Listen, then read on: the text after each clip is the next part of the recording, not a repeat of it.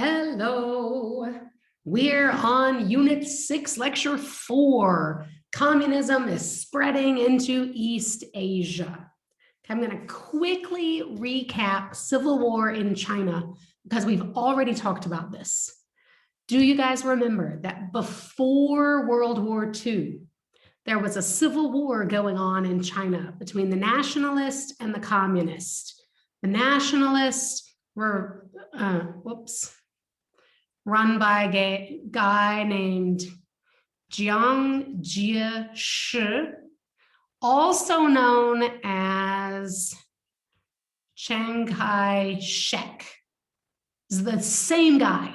This is the exact same guy. Some people call him Jiang Jieshi, and some people call him Chiang Kai-shek. Same guy. These were the nationalists versus the communists by Mao Zedong. And then World War II happened. Japan looked over, saw this civil war happening in China, thought it would be an easy time to invade. Japan wanted to grow their empire. Japan invades China. These two parties join together to fight off the Japanese.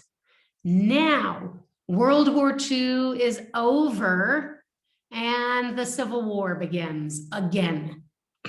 Mao Zedong, if you remember, won the love and the loyalty of all the peasants, the poor people. And remember, most people in China this time were poor peasants.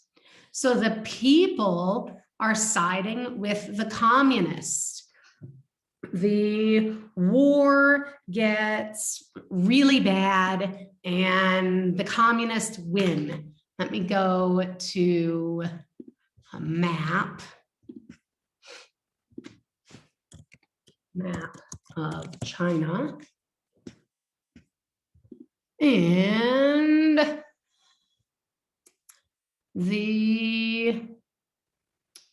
here we are.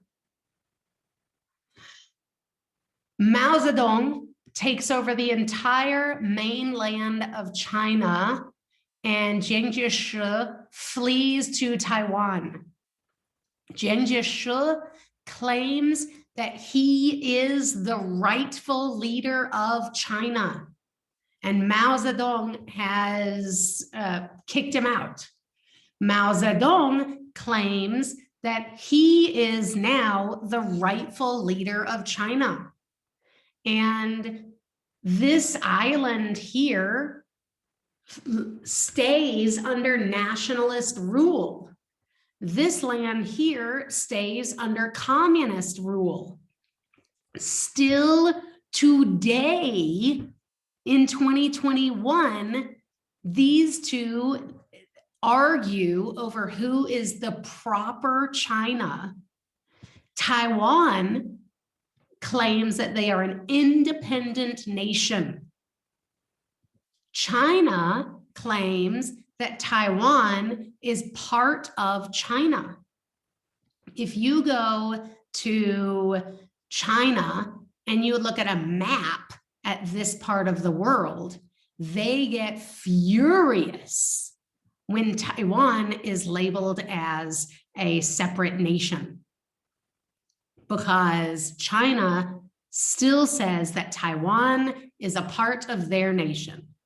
Taiwan claims that they are an independent nation. And that's a big political fight that's still happening today. In 1950, communist China took over Tibet, which is here. They took over Tibet and says it belongs to them now, and forced their communist rule on Tibet. In 1959, a top religious leader of Tibet called the Dalai Lama. Sorry, that's A-I-D-A-L-A-I, Lama. The Dalai Lama was forced to flee Tibet and now claims to be the spiritual leader of Tibet in exile. He can't live in Tibet because the Chinese were oppressing him. Under communist rule, China, the communist government tried to rid China of all religion and superstition. They tried to convince all the people to be atheist, got rid of Confucianism, got rid of Buddhism, got rid of all their folk religions, and claimed that China was an atheistic nation. Anyone that opposed them, well, we all know what happens in these totalitarian ruled places now. Anyone that opposed the Communist Party was either put into a work camp, beaten, tortured, murdered. Maybe they were put into a work camp and then beaten to death. Who knows? Awful, horrible things happened to people that disagreed with the Communist Party. The Communist Party also wanted to end the bourgeoisie. Hopefully you remember this term, the bourgeoisie, from when we were learning about the French Revolution forever ago. The bourgeoisie were the up-and-coming middle class that could have a slightly, nicer life than the peasants, because the communists wanted everyone to be the same. They accused the bourgeoisie class of being counter-revolutionary. That means against the revolution. And they want the communist government forced collectivization on people, took people from the cities and forced them to live on collective communes and work. They got a whole bunch of help. China got a lot of help from the Soviet Union. The Soviet Union helped them build dams and helped them build factories, mostly. They sent advisors, they sent money to help China develop. So the leader, remember, the leader is Mao at this time. From 1958 to 1960, Mao had this plan called the Great Leap Forward. He was going to pull China out of poverty, and China was going to move forward and turn into a great nation of the world. Well, it didn't work. I get really, really excited when I talk about the Great Leap Forward, and I could talk to you guys about it for hours, but I will try to control myself. The Great Leap Forward was a complete disaster. Mao said things like he told farmers to plant their seeds closer. When you're farming, if this is your farm, you put a seed here and a seed here and a seed here and a seed here to grow. Well, Mao told the farmers to plant double the crops. I don't know if you guys know anything about farming, but this doesn't work. It made the crops actually fail because they need space. They need the space in between each seed so the plant can grow. He also did things like he had people combine any kind of metal, anything that they had, and make factories in their backyards, like backyard metal factories. And they were producing large amounts of metal, large amounts of really cheap metal that no one could do anything with because it was so crappy. That's a short, tiny little explanation of the Great Leap Forward. It was a complete disaster. And China, it led to great massive famine, and about 55 million people starved to death. Due directly to Chairman Mao's Great Leap Forward.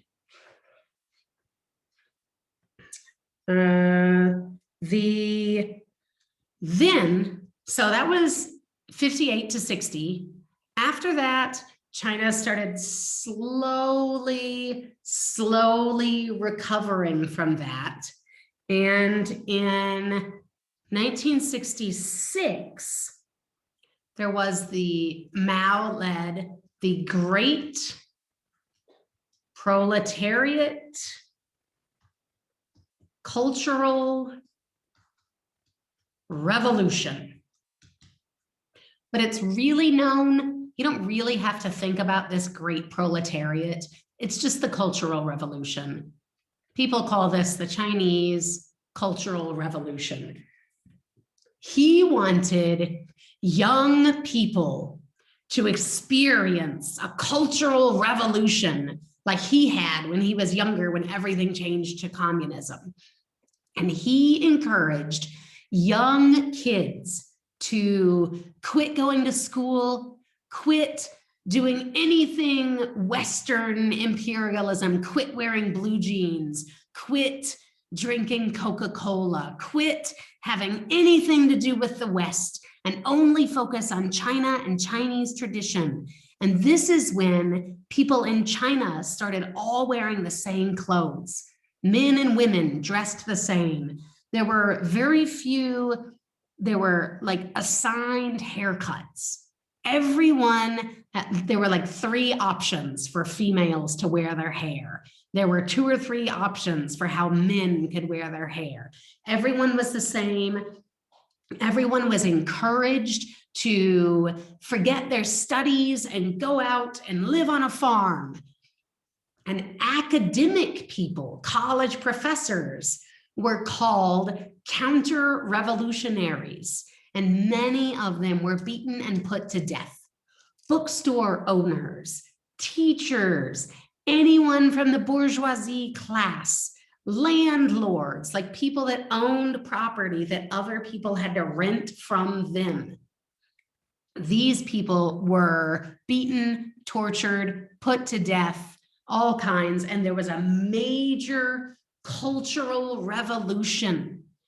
But what happens to a nation when everyone quits going to school and you kill all the teachers? Yeah, that happened. Okay, during this time, a book was published called The Little Red Book. This is a very, very famous book, and it's just a book of quotes from Chairman Mao. It's a little book. That's why it's called The Little Red Book. And it's a book full of quotations by Chairman Mao. All right. So all through the 1950s, the Soviet Union was helping China. Soviet Union was helping China. But some real ideological differences started coming up between the Soviet Union and China.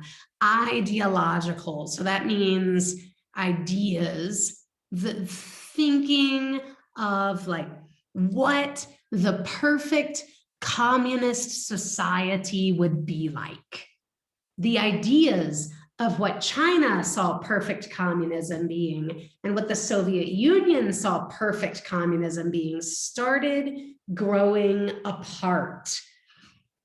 And in the 1960s, actually in the year 1960, the Soviet Union withdrew all help from China. They were not helping China at all. At this time, it was kind of shocking to the West because, you know, the West, Western Europe and the United States were so terrified of communism. And they thought that China and the Soviet Union were tight and they were afraid of them. But now ties between the Soviet Union and China have broken and things are like, hey, the United States thinks things aren't as bad as we thought they were. So, sorry, got to move this. Got to move it again. Okay. The US, think back to mainland China and Taiwan. Both of these countries claim that they are the true legitimate government of China. And the nationalists were the leaders of China before Mao came along. So these people, like, they have a right to claim that they are the true leaders of China. The war never ended. They were just pushed into Taiwan, onto this island of Taiwan. So the United States, here's communists, nationalists. Which one of these do you think the United States supported? Yes, you are correct.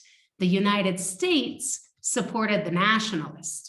And the United States said that the leaders of Taiwan were the true, correct government of China. And the United States refused to acknowledge Mao and his communist government until Mao's split with the Soviet Union. As soon as Mao split with the Soviet Union, suddenly this huge mainland of China started looking valuable to the United States. And this is when the United States, it's gone down in history as played their China card. Think about when you're playing a card game and you get a really valuable card that's going to help you win the game. Well, they played the China card in 1971. In 1971, the United States started to acknowledge mainland China. Also in 1971, we had a new president of the United States, President of the United States, Nixon, visited Mao in Beijing. In 1979, the US set up official diplomatic relations with mainland China. And throughout all of this, Taiwan is getting really, really angry. China is getting more upset with Taiwan because before, the US completely ignored all of this. And anytime the US talked about the Chinese government, they were talking about this national government here. Well, now the US is talking to this government, and they're calling this government the Chinese government, and they're calling this government the Taiwanese government. So now they're saying they're two completely separate countries. This is China and this is Taiwan. And now, for a long, long time, this country called themselves China. They were the proper rulers of China.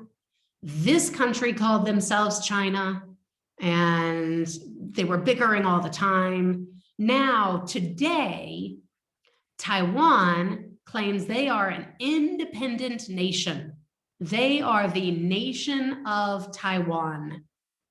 And that infuriates people here on the mainland of China. They get really, really angry and they say, no, we are one China. One China, you're just an island that belongs to us. Just like Hawaii is an island, but it's one of the states of the United States. That's what mainland China says. But Taiwan says, no, we are our own nation. All right, so that's what was going on in China during the Cold War. Now we've got Korea. The Korean War. Once again, to recap, Korea was its own kingdom, like forever and ever and ever and ever and ever, like over 2,000 years. Korea had been its own independent kingdom. Then in 1910, Japan invaded, took over, and took Korea as a colony.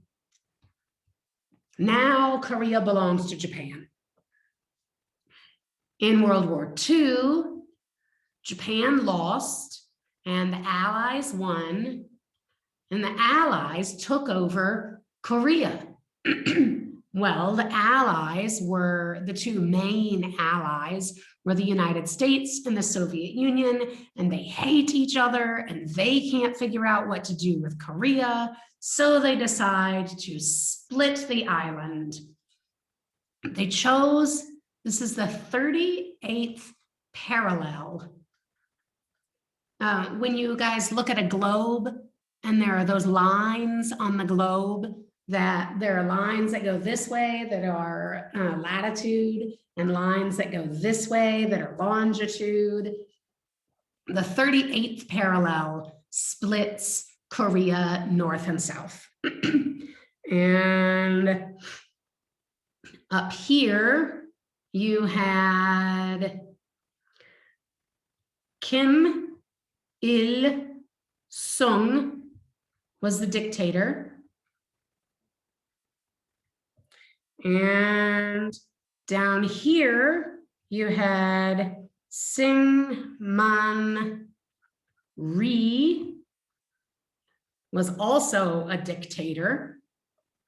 Up here, Kim Il-sung was a communist dictator. Syngman Rhee was not a communist dictator.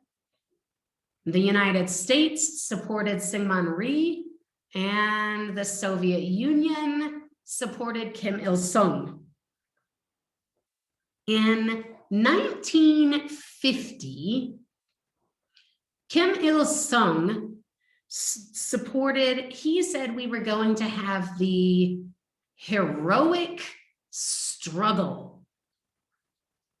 The heroic struggle to reunite Northern and Southern Korea. And he sent troops from the north into the south.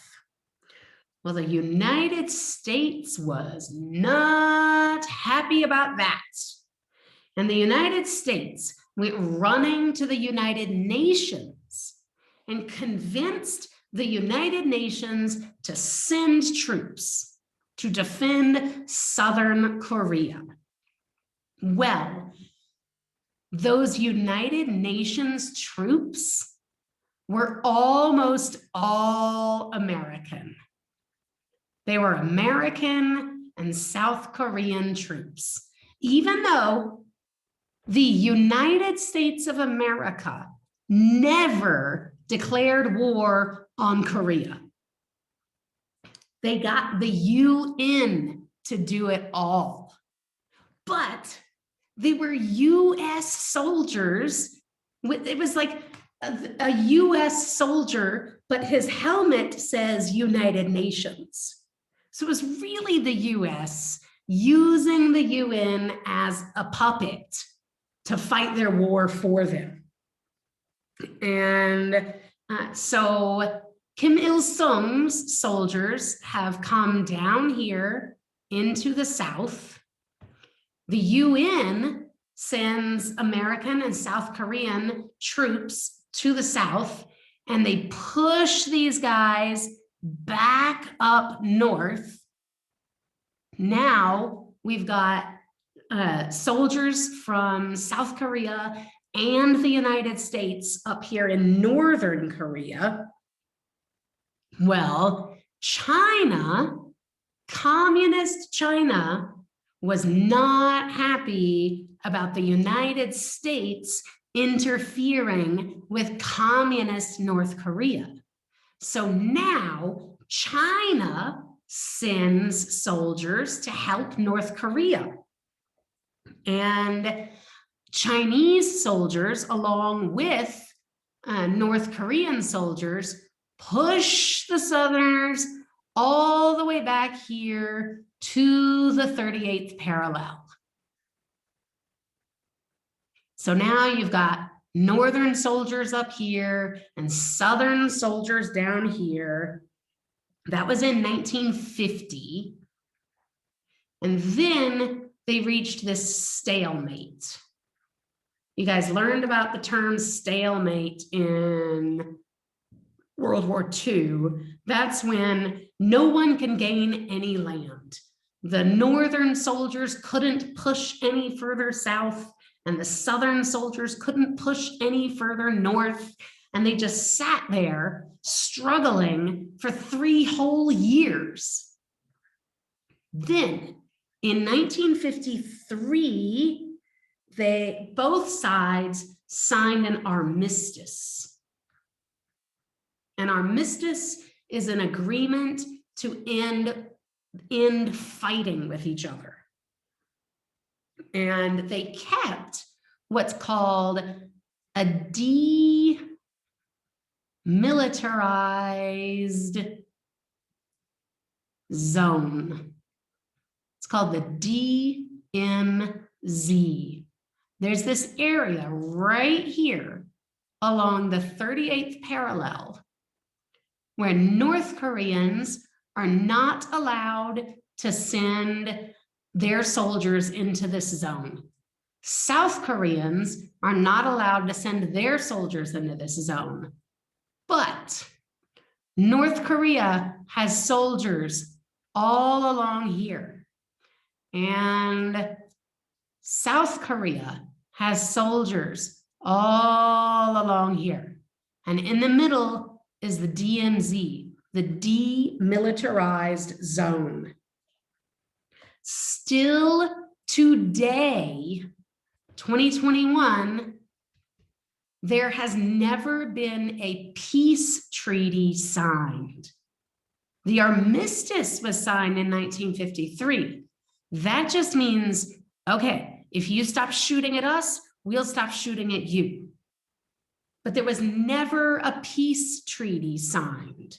So officially, there's still like a war going on between these two. That's why it's heavily, heavily militarized all along these borders.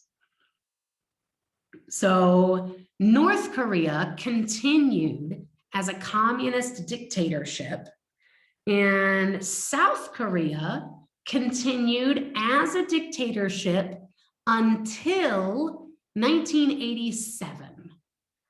Starting in 1986, there were massive protests of people wanting South Korea to become a democracy. Massive protests, lots and lots of people in the streets demanding the government become a democracy. And in 1987, they did. South Korea became a democracy in 1987, while North Korea continued to be a communist dictatorship. North Korea really was doing all right for itself all the way through the 1960s. Things were all right. But in the late 60s, in the late 1960s, that's like 1967 and on, 67, 68, 69, their economy started not doing so well anymore. And Kim Il-sung was completely convinced of this communist ideology that they had to be self-sustaining. He did not want to trade with anyone else. He wanted North Korea to completely take care of North Korea. And because of that, because he refused to trade with other people and his economy wasn't doing so well, the economy went worse and worse and worse and worse and worse. Still today, communist North Korea sticks to a very, very strong idea of the communism of the 1960s. China has changed their policy quite a bit since the 1960s. The Soviet Union, well, it doesn't even exist anymore. We've got Russia, but still the Soviet Union changed their ideas about communism, and China's economy has boomed. Soviet Union's economy boomed. Even though they weren't together, they were both doing great because they moved away from this 1950s, 1960s idea of communism. But North Korea never has. It still stayed strong to their beliefs of that version of communism. And now we've got war in Southeast Asia. I want to go to a map, and this area here is what we're talking about when we say Southeast Asia. Sorry, it includes this, that's Thailand. Let me erase that a little bit, actually. Okay, this is Southeast Asia. At the time that I'm about to talk about, this was called Indochina. They called this area here that we now call Southeast Asia, they called this whole region Indochina. In the 1800s, France colonized that entire region. Colonized.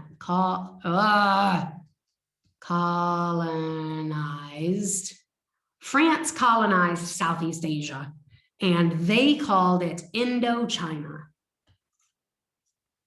Indochina.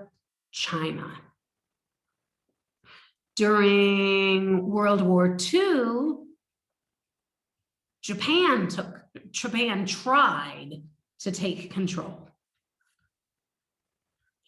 And they fought them off, And then after World War II, France went back in and was trying to reestablish their control, reestablish their dominance, remind the people that lived there, we're France and you belong to us. And a bunch of people wouldn't have it. In Vietnam, nationalists and communist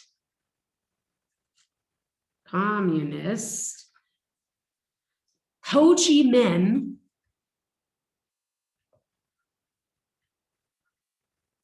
Minh is a nationalist and a communist. He gets together an army to fight the French.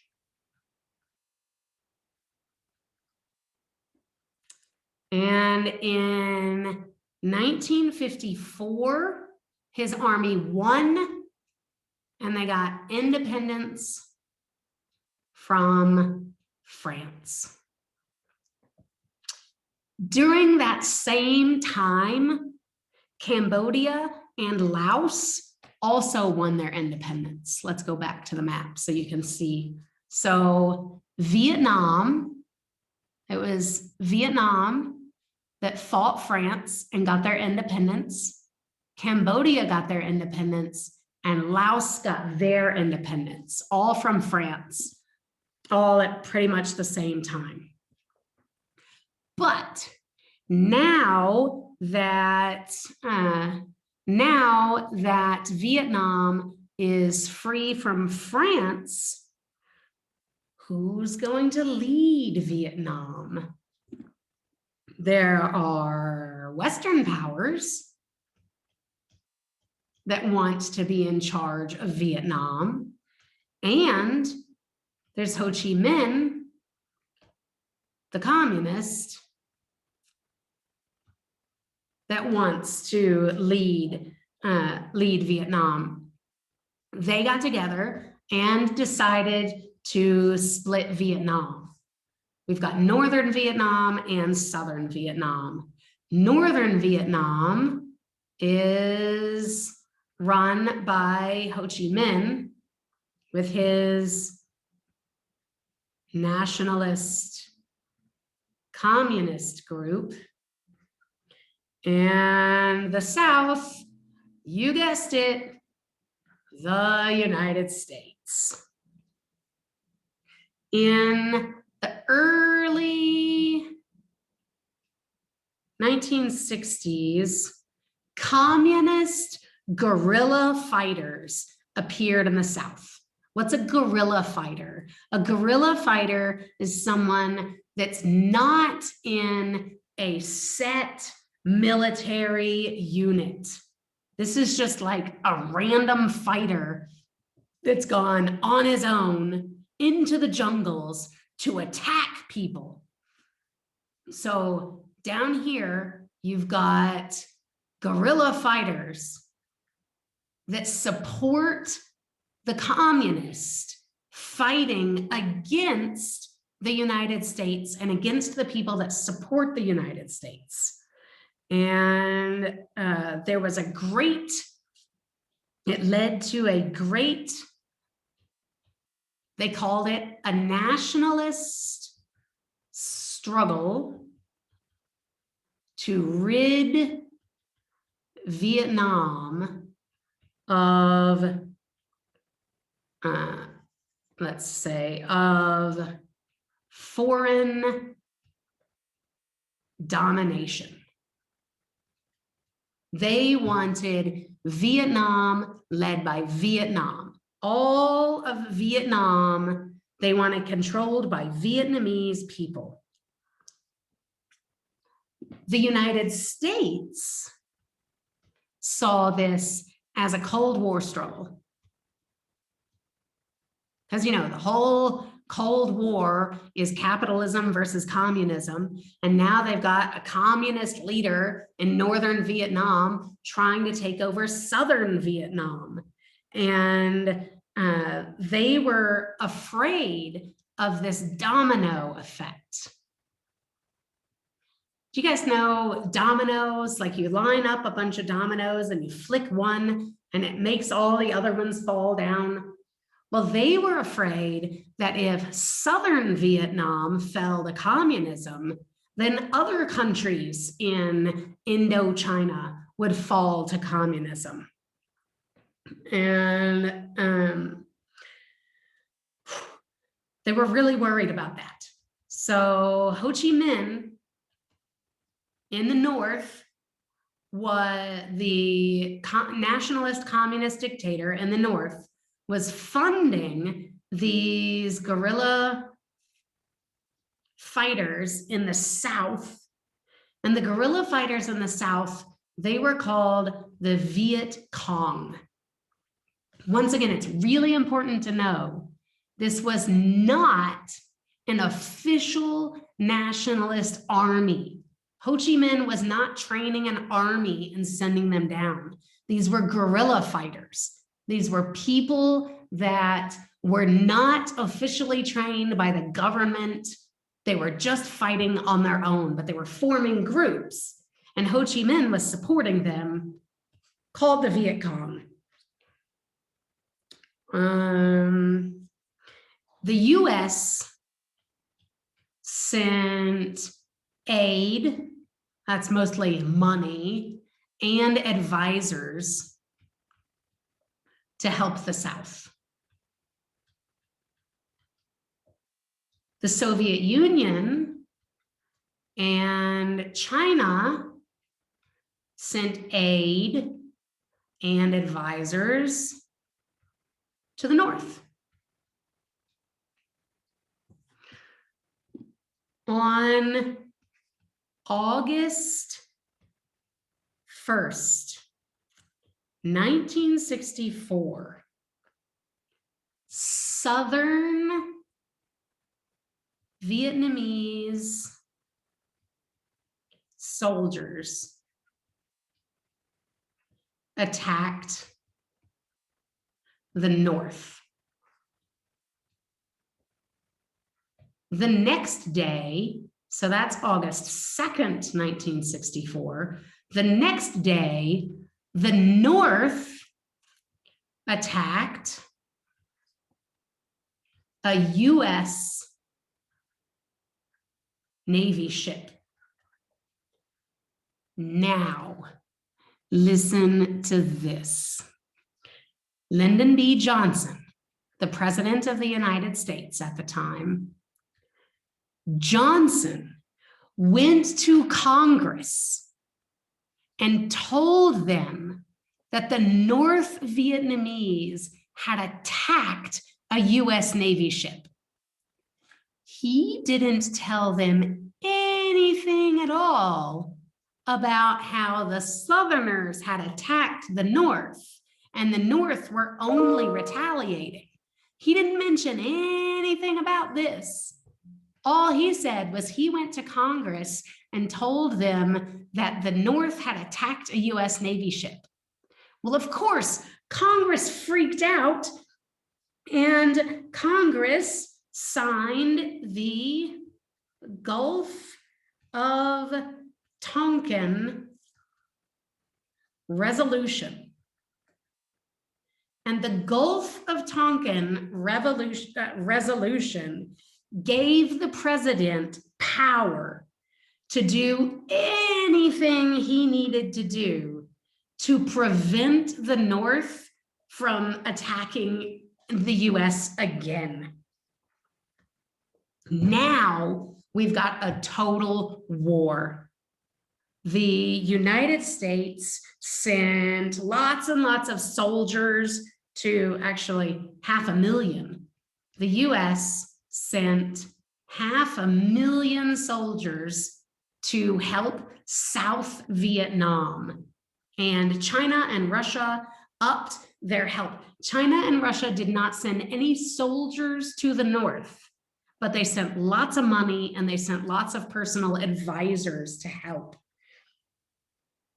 There was one really major battle, and that was called the Tet offensive. Now, like I said, most of this had been a guerrilla war. It was just random self-made soldiers attacking Southern Vietnamese people in the jungle. But at Tet, Tet is the Vietnamese word for the New Year. So on the big holiday, the big New Year holiday, guerrilla soldiers came out of the forest and attacked Southern Vietnamese soldiers and US soldiers in major cities all across South Korea.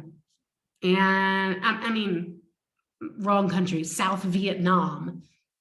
And everyone was surprised. Nobody expected this at all. That was the Tet Offensive. With the Tet Offensive, a whole bunch of Americans suddenly got interested in this war. And a bunch of Americans were like, yeah, pro-America, pro-South Vietnam, let's get those commies. But at the same time, there was a huge anti-war movement happening in the United States. You guys have probably all heard of the hippie movement. Peace and love, peace, you know, hippies. This was during the Vietnam War. And during the war, I'm going to draw, this is Vietnam. No matter what, it seemed like no matter what the United States did to help the South, the North just would not stop sending soldiers. They wouldn't stop. There were just more and more and more and more soldiers coming down to fight.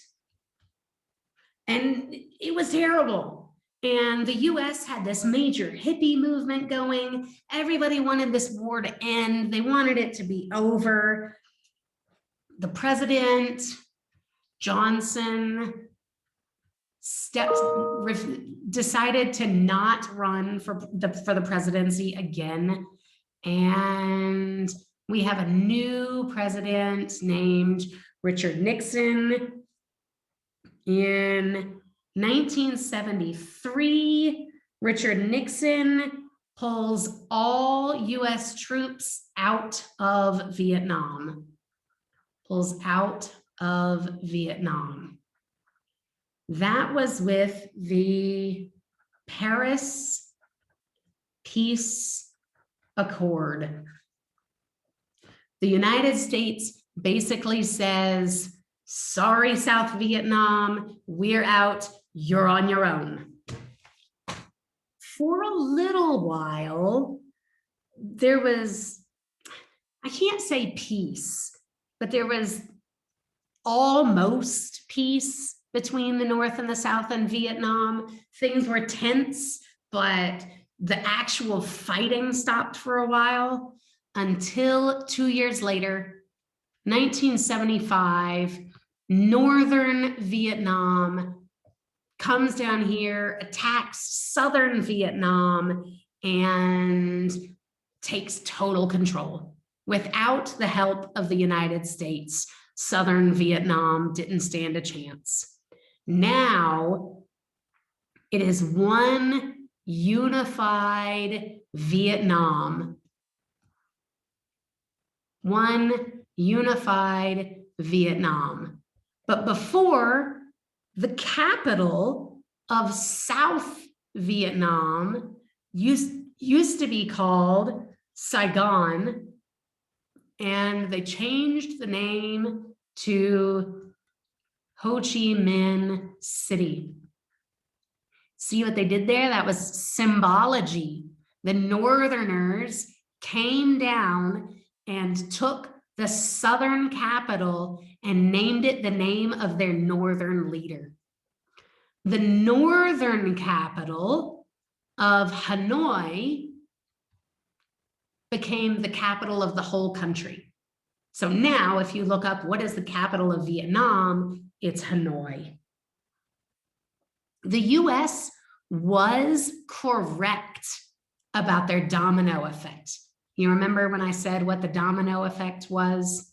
Well, the domino effect, Vietnam fell to communism, and then Cambodia fell to communism, and then Laos fell to communism, mainly from powerful influence from Vietnam. Now, during the Vietnamese War, let me erase some of this so you can see. Okay, during the Vietnamese War, some of the battle spread over into Cambodia. And the United States, during the Vietnam War, the United States dropped bombs on Cambodia. Communist guerrilla fighters from Cambodia rose up to fight. They were called the Khmer Rouge. And there's an H there.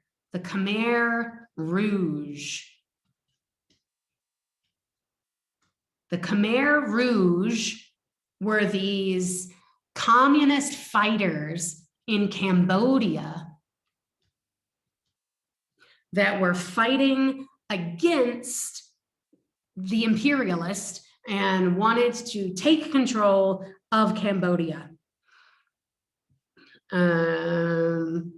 They gained complete power of Cambodia in 1975. They overthrew the Cambodian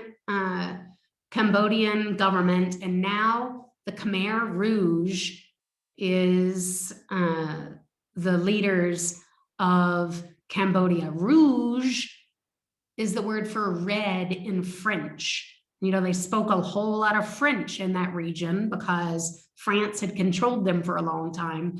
And Khmer was an ethnic group. So we're the Reds, you know, Commie Red. We're the Khmer Red, Khmer Rouge.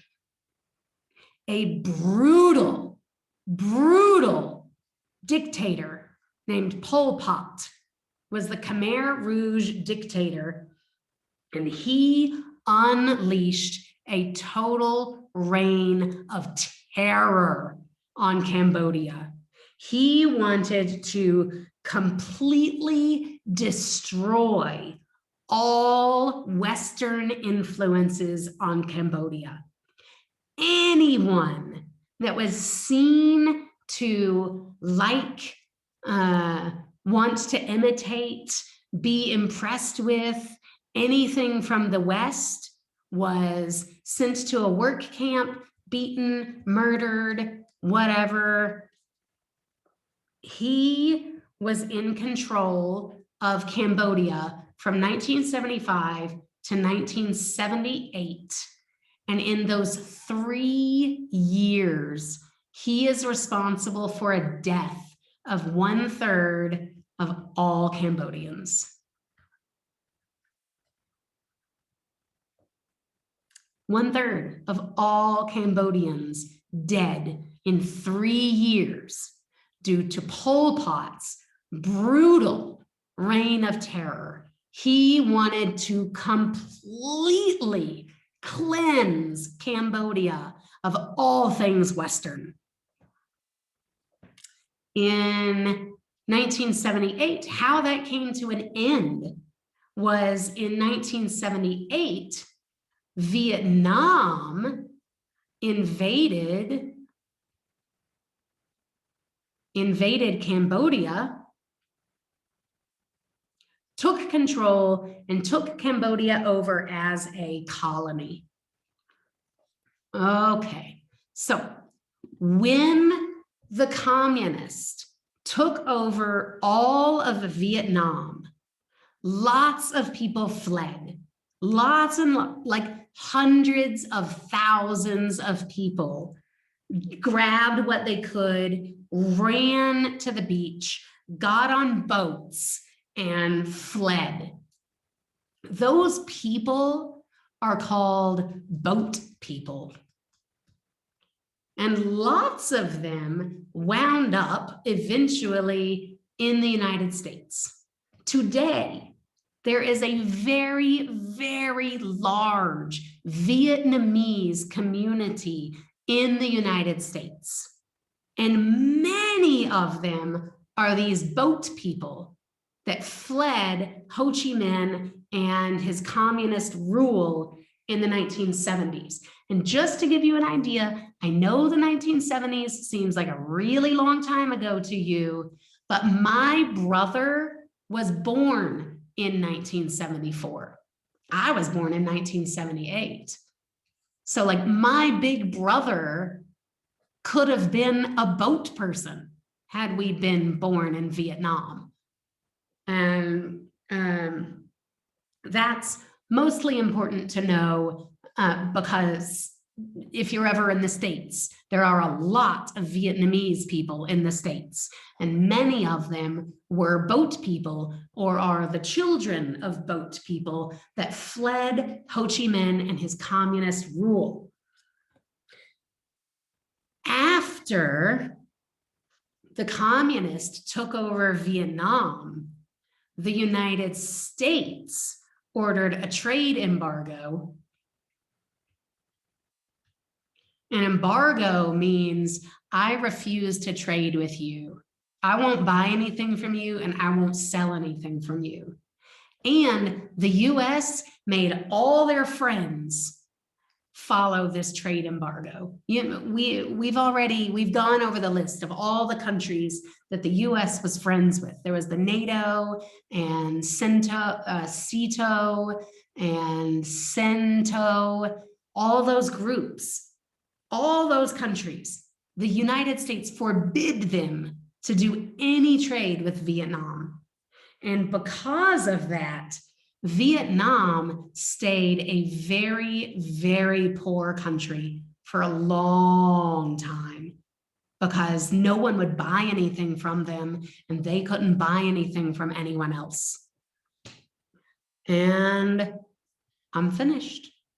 Thanks, guys.